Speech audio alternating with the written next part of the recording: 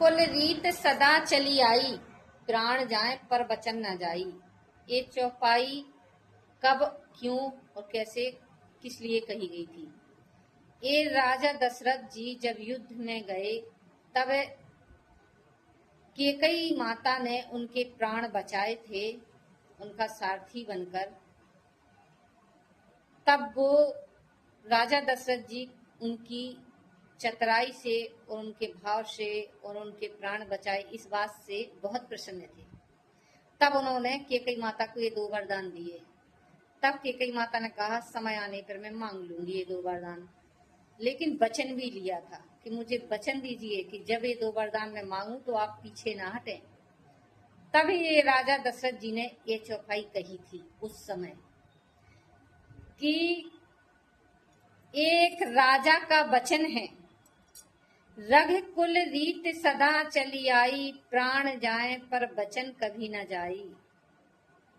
मेरे प्राण जा सकते हैं पर तुम्हें दिया हुआ वचन कभी नहीं खाली होगा।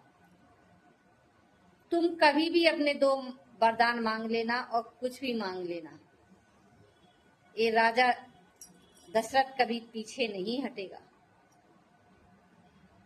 तब कैकेयी ने एक समय बाद जो ये 2 वचन मांगे थे कि अपने पुत्र भरत को राज गद्दी मांगी थी और दूसरे में श्री राजा राम जी को 14 साल का वनवास मांगा था।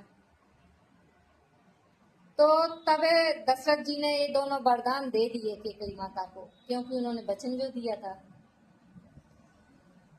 लेकिन जो दूसरा वरदान 14 साल का वनवास श्री राम के लिए मांग लिया था ना, उससे बहुत आघात हुए थे राजा दशरथ जी।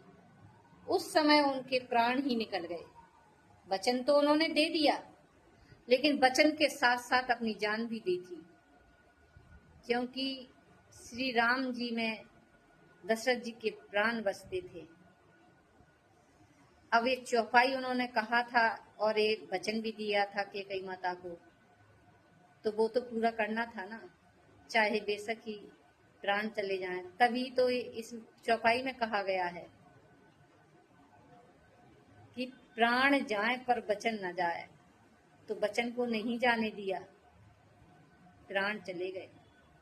इसीलिए कहते हैं हर किसी को जब भी कोई वचन दो तो बहुत सोच समझ के दो भाई, कि आप पूरा कर सकते हैं कि नहीं। इसके चौपाई का यही अर्थ है। सो बी केयरफुल। जय श्री राम।